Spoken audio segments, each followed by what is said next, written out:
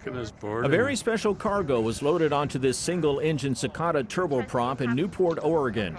An American white pelican and a loggerhead sea turtle were the passengers bound for sunny San Diego.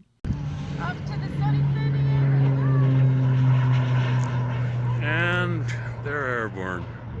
The story begins with the discovery of both animals injured in the wild. The turtle was found cold-stunned on an Oregon beach.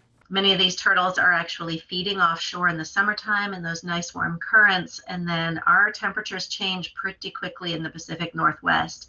So that cold water suddenly rushes in, replaces the warm water. These reptiles are at the mercy of the waves and the temperature, and they basically cold stun and they just wash up on shore. By the time rescuers got to the turtle, she was pretty beat up.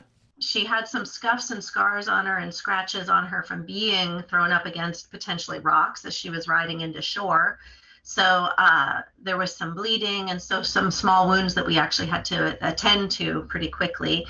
Meantime, this American white pelican was found last year, injured on the Willamette River near Eugene. COVID restrictions delayed its move to a permanent home. Wing injury and some other bumps and bruises.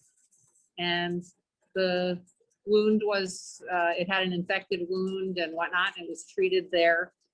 It was deemed non-releasable because the bird is unable to fly. Finally, both animals were ready to be transported at the same time and were able to take the flight together to Southern California.